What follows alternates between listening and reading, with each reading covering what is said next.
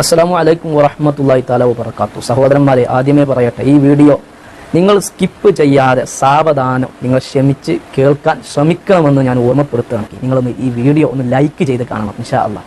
എൻ്റെ പേര് സാറ മറിയം എന്നാണ്. ഞാൻ കോഴിക്കോട് ജില്ലയിൽ മെഡിക്കൽ കോളേജിനടുത്ത് കാലാണ്ടിത്താഴ് എന്ന് പറയുന്ന സ്ഥലത്തു നിന്നാണ് വരുന്നത്. എൻ്റെ വീട്ടിൽ എൻ്റെ അമ്മ, അച്ഛൻ, ഞാൻ, അങ്ങനെ ഞങ്ങൾ 3 പേരടങ്ങുന്ന ഒരു ചെറിയ കുടുംബമായിരുന്നു. അപ്പോൾ ആ ഒരു ചെറിയ ഒരു ഫാമിലിയുടെ എല്ലാ ഒരു സന്തോഷവും ഒരു സമാധാനമായിട്ട് ജീവിതം മുന്നോട്ട് പോകുന്നതിൻ്റെ ഇടയിലാണ് 2016 എൻ്റെ ഫാദർ അത് പ്രതീക്ഷിക്കാണ്ടുള്ളൊരു മരണമായിരുന്നു. അപ്പം അത് എനിക്ക് വളരെയധികം ഡിപ്രഷനിലേക്ക് നയിക്കുകയും ബൈപ്പോളർ ഡിസോർഡർ എന്നൊരു പ്രശ്നത്തിലേക്ക് എന്നെ കൊണ്ടുപോവുകയും ചെയ്തു. ഞാൻ റൂമിൽ നിന്ന് പുറത്തിറങ്ങിയോ ആരോട് സംസാരിക്കുകയോ ചെയ്തിട്ടില്ല. 2 തവണ സൂയിസൈഡ് അറ്റംപ്റ്റിന് ശ്രമിക്കുകയും ചെയ്തിട്ടുണ്ടായിരുന്നു. എൻ്റെ ഫാമിലി എന്ന് പറയുമ്പം എൻ്റെ അച്ഛനൊരു മതവിശ്വാസി അല്ലായിരുന്നു. കാരണം എൻ്റെ ഫാദർ ഒരു കമ്മ്യൂണിസ്റ്റ് വിശ്വാസിയായിരുന്നു പണ്ട് തൊട്ടേ. അപ്പം അതുകൊണ്ട് തന്നെ എൻ്റെ വീട്ടിലൊരു ഏതെങ്കിലും ഒരു പ്രത്യേകിച്ച് ഒരു മതത്തിൽ വിശ്വസിക്കുകയോ അതിനെ ഫോളോ ചെയ്യുകയോ അങ്ങനത്തെ ഒരു കാര്യങ്ങളും ചെയ്തിട്ടില്ലായിരുന്നു. അങ്ങനെ ഫാദർ മരിച്ച് ഞാൻ ഈ പ്രശ്നങ്ങളിലൂടെ പോവുകയാണ്. എൻ്റെ മദറാണ് ജോലിക്ക് പോയിക്കൊണ്ടിരുന്നത്. പെട്ടെന്നൊരു ഹസ്ബൻഡ് നഷ്ടപ്പെട്ട് പെട്ടെന്നൊരു സിംഗിൾ മദറായി മാറിയും ഉമ്മയാണ് ഫാമിലി മുന്നോട്ട് കൊണ്ടുപോവുകയും എല്ലാം ചെയ്തത്. അങ്ങനെ നിൽക്കുമ്പോഴാണ് ഞങ്ങളുടെ വീടിനടുത്തുള്ളൊരു നെയ്ബർ അവർ എല്ലാ ട്യൂസ്ഡേയും അവർ ഇങ്ങനെ പോകുന്നത് കാണായിരുന്നു. അപ്പോൾ ഒരു ദിവസം ഞാൻ ചോദിച്ചു, നിങ്ങൾ എവിടെയാണ് പോകുന്നതെന്ന് വെച്ചപ്പോൾ അവർ പറഞ്ഞു ഇങ്ങനെ ഖുറാൻ ക്ലാസ്സിനാണ് പോകുന്നത്.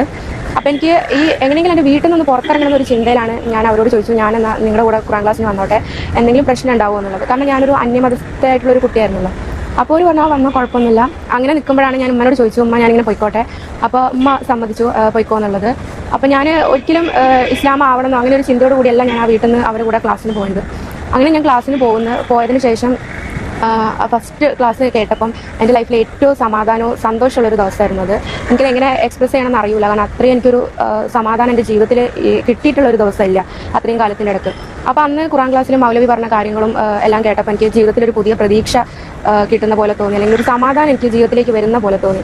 അങ്ങനെ ഞാൻ വീട്ടിൽ വന്നു, യൂട്യൂബിലെല്ലാം സെർച്ച് ചെയ്തു, എന്താണ് ഇസ്ലാം, എന്താണ് ഈ മതത്തിൻ്റെ പ്രത്യേകത, അങ്ങനെയുള്ള കാര്യങ്ങളെല്ലാം ഞാൻ നോക്കി. അതിനുശേഷം പിന്നെ ഞാൻ സ്ഥിരമായിട്ട് ആ ക്ലാസ്സിന് പോകുമായിരുന്നു. അങ്ങനെ പോയി എനിക്ക് കിട്ടുന്ന കുഞ്ഞു കുഞ്ഞു അറിവുകൾ ഞാൻ എൻ്റെ ഉമ്മയായിട്ട് ഷെയർ ചെയ്യും. അങ്ങനെ ഉമ്മാക്കോ ഇസ്ലാമിനോടൊരു താല്പര്യം തോന്നി. ഉമ്മായും കൂടുതൽ എന്താണ് ഇസ്ലാം അങ്ങനത്തെ കാര്യങ്ങളെല്ലാം പഠിക്കാൻ തുടങ്ങി. അപ്പോൾ ഇസ്ലാമിലേക്ക് കൺവേർട്ട് ചെയ്യണമെന്നൊരു താല്പര്യം മനസ്സിൽ വന്നിട്ടില്ലായിരുന്നു. അപ്പോഴും നമ്മൾ എന്താണ് ഇസ്ലാം എന്ന് സെർച്ച് ചെയ്ത് പോകുക എന്നല്ലാണ്ട് അതിനെക്കുറിച്ച് കൂടുതൽ പഠിക്കുക എന്നല്ലാണ്ട് നമുക്ക് കൺവേർട്ട് ചെയ്യണമെന്നൊരു ചിന്ത മനസ്സിൽ വന്നിട്ടില്ലായിരുന്നു. അങ്ങനെ ഞാൻ പതിയെ ഡിപ്രഷനിൽ കുറേശ്ശെ അത് പുറത്തേക്ക് വരാൻ തുടങ്ങി. അങ്ങനെ നിൽക്കുമ്പോഴാണ് എനിക്ക് ചില കാര്യങ്ങൾ കൊണ്ട് എനിക്ക് ആ ഖുറാൻ ക്ലാസ്സിൽ പോകാൻ കഴിയാണ്ട് വന്നു. അങ്ങനെ നിന്ന സമയത്താണ് എനിക്കൊരു സുഹൃത്തിനെ കിട്ടുന്നതും ആ സുഹൃത്ത് വഴി ഞാനൊരു ഖുർആൻ ടീച്ചറെ എനിക്ക് കിട്ടുന്നതല്ല. അപ്പോൾ ആ ടീച്ചറാണ് എനിക്ക് കൂടുതൽ കാര്യങ്ങൾ ഇസ്ലാമിനെ കുറിച്ച് പറഞ്ഞു തന്നത്. അതിലും ഉപരി എനിക്ക് ഇസ്ലാമിലേക്ക് അറിയാൻ തുടങ്ങിയപ്പോൾ എനിക്ക് കിട്ടിയ ഒരു സമാധാനവും ഒരു സന്തോഷവും എല്ലാമാണ് എനിക്ക് ഇസ്ലാമിലേക്ക് കൺവേർട്ട് ചെയ്താലോ എന്നൊരു ചിന്ത വന്നു തുടങ്ങിയത്. അപ്പം ഞാനത് ഉമ്മയായിട്ട് ഷെയർ ചെയ്തു. അപ്പോൾ ഉമ്മാക്കും ഇതേ സെയിം ഫീലിംഗ് തന്നെയായിരുന്നു. അപ്പം ഉമ്മ എനിക്കതിന് സമ്മതം തരികയും ഞങ്ങളങ്ങനെ ഇസ്ലാമിലേക്ക് കൺവേർട്ട് ആവാമെന്ന് തീരുമാനിക്കുകയും ചെയ്തു. ആ സമയത്ത് ഞങ്ങൾക്ക് കറക്റ്റ് അറിയില്ലായിരുന്നു ആരാണ് നമ്മളെ ഹെൽപ്പ് ചെയ്യുക, എങ്ങനെയാണ് നമ്മൾ ഇസ്ലാമിലേക്ക് വരിക തുടങ്ങിയ കാര്യങ്ങളൊന്നും നമുക്ക് അറിയില്ലായിരുന്നു. 2022 എനിക്കും ഉമ്മാക്കും പെരുന്നാൾ കഴിഞ്ഞിട്ടുള്ളൊരു സമയത്ത് ഞങ്ങൾക്ക് 2 പേർക്കും എനിക്കും ഉമ്മാക്കും കലിമ ചൊല്ലി തന്ന് ഇസ്ലാമിലേക്ക് ഞങ്ങൾ വരുന്നത്. അതാണ് ഇസ്ലാമിലേക്ക് വന്ന എൻ്റെ ഒരു സ്റ്റോറി എന്ന് പറഞ്ഞാൽ. പിന്നെ ഇസ്ലാമിലേക്ക് വന്നതിന് ശേഷമുള്ള എൻ്റെ സ്റ്റോറി എന്ന് പറഞ്ഞാൽ, ഞാൻ ഇസ്ലാമിലേക്ക് വരുന്നതിന് മുമ്പ് തന്നെ എനിക്ക് എൻ്റെ ജീവിതത്തിൽ ഒരുപാട് നല്ല മാറ്റങ്ങൾ വന്നിരുന്നു. പിന്നെ ഇസ്ലാമിലേക്ക് വന്നതിന് ശേഷമാണ് എനിക്ക് കുറച്ച് പ്രയാസങ്ങൾ നേരിടേണ്ടി വന്നിട്ടുണ്ടെങ്കിലും അതിനേക്കാളും അള്ളാഹു ഏറ്റവും സന്തോഷങ്ങളായ കാര്യങ്ങളാണ് ഞങ്ങൾക്ക് കൊണ്ടുവന്ന് തന്നിട്ടുള്ളത്. ഇപ്പം എൻ്റെ ഉമ്മാക്ക് ക്യാൻസറാണ് ഡയഗ്നോസ് ചെയ്തിട്ട് ഒരു 6 months ആയി.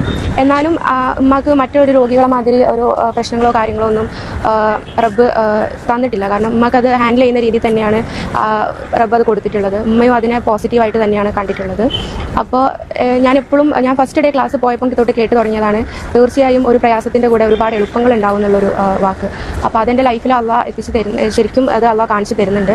പിന്നെ ഞാൻ ഇസ്ലാമിലേക്ക് വരുമ്പോൾ ഒരുപാട് സ്ഥലത്ത് നിന്ന് എനിക്ക് എതിർപ്പുകൾ ഉണ്ടായിരുന്നു. പ്രത്യേകിച്ച് ഇസ്ലാം മതത്തിൻ്റെ ഒരു വിഭാഗത്തിലുള്ള ആളുകളിൽ നിന്ന് തന്നെ എനിക്ക് കുറേ എതിർപ്പുകൾ നേരിടേണ്ടി വന്നിട്ടുണ്ട്. അപ്പം അത് ഒരു ഇസ്ലാമിലേക്ക് വരുന്ന ഒരു ആളെ സംബന്ധിച്ചിടത്തോളം ഭയങ്കര ബുദ്ധിമുട്ടായിരുന്നു. കാരണം ഒരു ഇസ്ലാം മതവിശ്വാസിയായിട്ടുള്ള ഒരാളാണ് നമ്മളോട് ഇസ്ലാമിലേക്ക് വരുന്നതിനെ എതിർത്തുകൊണ്ട് സംസാരിക്കുന്നത്. അപ്പോൾ ആ സമയത്ത് അത് കുറേ വിഷമങ്ങൾ ഉണ്ടാക്കിയിട്ടുണ്ട്. ഇപ്പോഴത്തെ എൻ്റെ നിലവിലെ അവസ്ഥകൾ എന്ന് പറയുമ്പം ഉമ്മാൻ്റെ ട്രീറ്റ്മെൻറ്റ് അതാണ് മെയിനായിട്ടുള്ളത്. പിന്നെ ഞാൻ പഠിച്ചുകൊണ്ടിരിക്കുന്ന ഒരു കുട്ടിയാണ്, CMAക്കാണ് ഞാൻ പഠിക്കുന്നത്. അപ്പം എക്സാമും കാര്യങ്ങളും വരുന്ന ആ ഒരു കറക്റ്റ് സമയത്തായിരുന്നു എൻ്റെ ഉമ്മാക്ക് സുഖമില്ലാതാവുന്നതും. അപ്പം ഞാനൊരു പ്ലാനിങ്ങിലായിരുന്നു ലൈഫ് കൊണ്ടുവരുന്നത്. ഇന്ന ഒരു മന്തിൽ എക്സാം എഴുതണം, പാസ്സാവണം. അപ്പോൾ അതൊന്നും എനിക്ക് നടന്നിട്ടില്ല. പക്ഷേ എല്ലാത്തിനും ഉള്ള ഒരു നല്ലൊരു ഇത് കണ്ടിട്ടുണ്ടാവുന്ന ഒരു ഉറച്ച വിശ്വാസം എന്തായാലും എനിക്കുണ്ട്. അപ്പം അതുകൊണ്ട് തന്നെ പക്ഷേ ഉമ്മാൻ്റെ ഏറ്റവും വലിയൊരു ഇതെന്ന് പറഞ്ഞത് ഉമ്മാൻ്റെ ട്രീറ്റ്മെൻറ്റ് ഉമ്മയ്ക്ക് ക്യാൻസറാണ് ഡയഗ്നോസ് ചെയ്ത സമയത്ത് എനിക്ക് ശരിക്കും എൻ്റെ മനസ്സ് എങ്ങോട്ടോ പോയൊരവസ്ഥയായിരുന്നു. കാരണം എനിക്ക് എന്ത് ചെയ്യും, സാമ്പത്തികമായിട്ട് എനിക്ക് അതിനുള്ള കഴിവില്ല, ഞാൻ എന്താ ചെയ്യുക, ഉമ്മനെ എങ്ങനെ ഞാൻ ചികിത്സിക്കും, ഇങ്ങനെ ചിന്തകൾ എൻ്റെ മനസ്സിലേക്ക് കടന്നു വന്നൊരു സമയമായിരുന്നു. പക്ഷെ അപ്പോഴും എന്നോട് റബ്ബ് പറയും പോലെ തോന്നിയതാണ് എല്ലാം ശരിയാവും എന്നുള്ളൊരിത്. പക്ഷേ ഈ നിമിഷം വരെ അൽഹംദുലില്ലാ ഉമ്മാൻ്റെ ട്രീറ്റ്മെൻറ്റിന് ഒരു മുടക്കവും വന്നിട്ടില്ല. എങ്ങനെയെങ്കിലും അത് റബ്ബ് എത്തിച്ച് തരുന്നുണ്ട്. എനിക്ക് ഒരുപാട് പ്രയാസങ്ങളിലൂടെയാണ് ഞാനും എൻ്റെ ഉമ്മായും കടന്നു പോകുന്നത്. ഞാൻ ഇസ്ലാമിലേക്ക് ഒരുപക്ഷെ വന്നില്ലായിരുന്നെങ്കിൽ എനിക്ക് എൻ്റെ ലൈഫ് എന്താണെന്ന് ആലോചിക്കാൻ കൂടി വയ്യാത്തൊരു സിറ്റുവേഷനിലായിരിക്കുമെന്ന് എനിക്കത് ഉറപ്പാണ്. കാരണം ഞാൻ അത്രയും ഒരു ബൈപ്പോളർ ഡിസോർഡർ എന്നൊരു പ്രശ്നങ്ങളിലൂടെയാണ് ഞാൻ കടന്നു പോയത്. 2 തവണ ഞാൻ സൂയിസൈഡ് അറ്റംപ്റ്റിന് ശ്രമിക്കുകയും ചെയ്തതാണ്.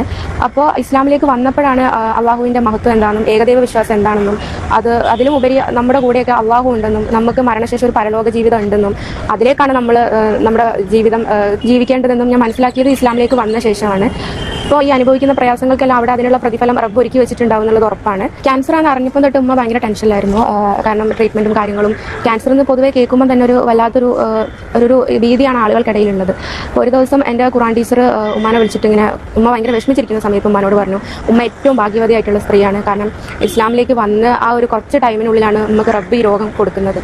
അതെന്ന് വെച്ചാൽ ഉമ്മൻ്റെ പാവങ്ങൾ പുറത്ത് ഉമ്മക്ക് അത്രയും റബ്ബിന് ഇഷ്ടമുള്ളതുകൊണ്ടാണ് റബ്ബ് അത് കൊടുത്തതെന്ന് ഒരു കാര്യം ടീച്ചർ പറഞ്ഞതിന് ശേഷമാണ് ഉമ്മ ഇതിനെ പോസിറ്റീവായി കാണാൻ തുടങ്ങിയതും പിന്നെ ട്രീറ്റ്മെൻറ്റിന് അതിൻ്റെ രീതിക്ക് അനുസരിച്ച് ധൈര്യത്തോടു കൂടി മുന്നോട്ട് പോകാൻ തുടങ്ങിയതും എല്ലാം ഈ ഒരു വാക്ക് കേട്ടതിന് ശേഷമാണ്.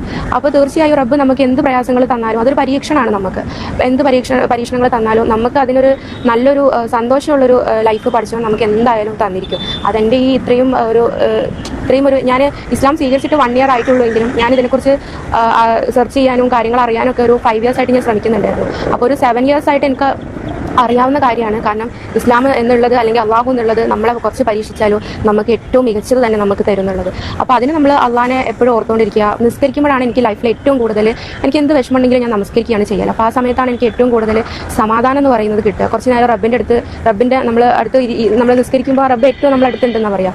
അപ്പോൾ ആ സമയത്താണ് എനിക്ക് ഏറ്റവും കൂടുതൽ സമാധാനം കിട്ടുക. എനിക്ക് ശരിക്കും പറഞ്ഞാൽ നമസ്കരിക്കുക, അതുപോലെ ഖുറാൻ ഞാൻ പഠിച്ചു വരുന്നതേ ഉള്ളൂ.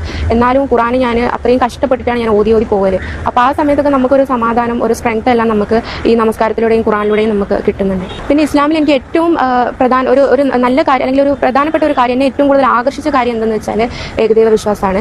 ഞാനിപ്പോൾ വന്നതൊരു ക്രിസ്ത്യൻ മതവിശ്വാസ ബാക്ക്ഗ്രൗണ്ടിൽ നിന്നാണെങ്കിലും എൻ്റെ ഫാദർ ഒരു മതത്തിലും വിശ്വസിക്കുന്ന ആളല്ലായിരുന്നു. അപ്പോൾ ആ ഒരു രീതി അനുസരിച്ചിട്ടാണ് ഞാൻ വളർന്നു വന്നതും. എന്നാൽ എൻ്റെ അമ്മ ഒരു ക്രിസ്തു മതവിശ്വാസിയായിരുന്നു. അപ്പം അമ്മ ഇങ്ങനെ കാര്യങ്ങളും ക്രിസ്തു മതത്തെക്കുറിച്ചുള്ള കാര്യങ്ങളൊക്കെ ചെറുപ്പത്തിൽ എനിക്ക് പറഞ്ഞു തരുമായിരുന്നു.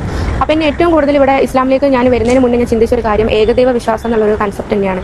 കാരണം നമ്മൾ ഞങ്ങളുടെ ബൈബിളിൽ തന്നെ പറഞ്ഞിട്ടുണ്ട്, അതായത് നമ്മുടെ ഈശോ അതായത് ഈസാ നബി തന്നെ പറഞ്ഞിട്ടുണ്ട്, നിങ്ങൾ ഇപ്രകാരം പ്രാർത്ഥിക്കുവിൻ, എൻ്റെ പിതാവിനോട് പ്രാർത്ഥിക്കുവിൻ എന്നാണ് അതിൽ പറഞ്ഞിട്ടുള്ളത്. ഞാൻ ആരും അങ്ങനെ ഇതാക്കി പറയുന്നതല്ല. എനിക്ക് തോന്നിയിട്ടുള്ളത് അള്ളാഹു ഏകനാണ്. അപ്പോൾ നമ്മൾ ഈ പ്രപഞ്ചം മുഴുവൻ നമ്മളെ നിയന്ത്രിക്കുന്നത് ഒരേ ഒരു ശക്തിയാണ്. അപ്പോൾ എൻ്റെ മറ്റു മതവിശ്വാസത്തിലുള്ള സുഹൃത്തുക്കളും പറഞ്ഞിട്ടുണ്ട് കുറേ ദൈവങ്ങളൊക്കെ നമുക്കുണ്ട്, എന്നാലും എവിടെയോ ഇരുന്ന് ഒരാളാണ് നമ്മളെ നിയന്ത്രിക്കുന്നതെന്നൊരു വിശ്വാസം ഉണ്ടെന്ന് അവരും പറഞ്ഞിട്ടുണ്ട്. അപ്പം അതുകൊണ്ട് തന്നെ ഏകദൈവ വിശ്വാസവും അള്ളാഹുവിലേക്കുള്ള അടിയുറച്ച വിശ്വാസവും അത് തന്നെയാണ് എന്നെ ഏറ്റവും കൂടുതൽ ഇസ്ലാമിൽ ആകർഷിച്ചിട്ടുള്ള ഒരു കാര്യം. പ്രവാചകന്മാരെ പറ്റി പറയുകയാണെങ്കിൽ എനിക്ക് ഏറ്റവും കൂടുതൽ റെസ്പെക്ട് തോന്നിയിട്ടുള്ളത് നബി സല്ലല്ലാഹു അലൈഹി വസല്ലമയോടാണ്.